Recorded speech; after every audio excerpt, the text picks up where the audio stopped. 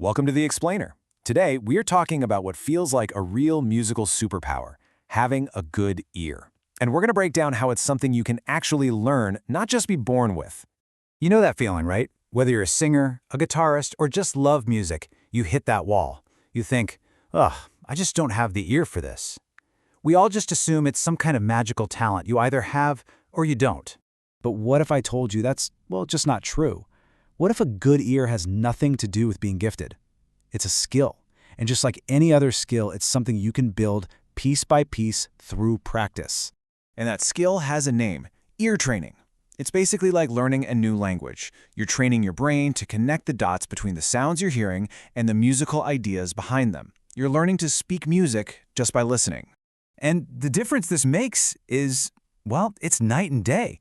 It's like going from fumbling around in a dark room, guessing where everything is, to suddenly flipping on the lights. You go from guessing to knowing, from being dependent to being free. Okay, so when we talk about training our ear, what are we actually trying to learn? What's the real goal here? A lot of people get hung up on this idea of perfect pitch. That super rare ability to hear a car horn and go, that's a B flat. But here's the secret, you absolutely do not need it. What we're really going for is something called relative pitch. And this is the one that's not only totally learnable, but way more useful. It's all about hearing how notes relate to each other. Yep, relative pitch. This is what we're training for. This is the skill that lets a musician hear a melody in their head and then just play it. It's the engine that drives everything cool: improvisation, songwriting, singing harmonies on the fly. All right, let's get practical. Where do you even begin? We're going to start with the single most important piece of the whole puzzle. Seriously, if you only practice one thing, make it this. So your first mission is to learn how to find the home note, or what musicians call the tonic. Every single song has one. It's that one note where everything just feels resolved. It's like the feeling of finally walking through your front door after a long, long day. You're home. And you can practice this literally right now. Put on any song, pause it right in the middle. Now, try to hum the one note that would make it feel complete, that would finish the musical sentence. Then, let the song play out and see if you were right. And get this. This isn't just a small trick. Just getting really good at finding that home note, that solves about half of your ear training challenges right there. I'm not kidding, 50%. It becomes your anchor, your North Star for navigating everything else in the song. Okay, so once you can reliably find your home base, what's next? Well, now we start mapping out the rest of the neighborhood. We're going to build out your toolkit with all the other key ingredients. Think about it. What is a melody, really? It's just a series of jumps from one note to another. The distance of each jump is called an interval. If you can learn to recognize the sound of those different jumps, you can pretty much learn to sing or play anything by ear. Each one of these intervals has its own little personality, its own emotional vibe. You know that tense, scary sound from the movie Jaws? Da-dun. That's a minor second. That happy, here comes the bride sound? That's a major third. A perfect fifth sounds open and strong, like the Star Wars theme. You start recognizing them like characters in a story. Okay, for all you singers out there, this one is a game changer. It's called pitch matching. The goal is simple. Hear a note, sing it back perfectly. But here's the trick. Don't just guess and jump for it. Instead, start humming and slide your voice up or down, ooh, until you feel it lock right into place. It's so much more effective.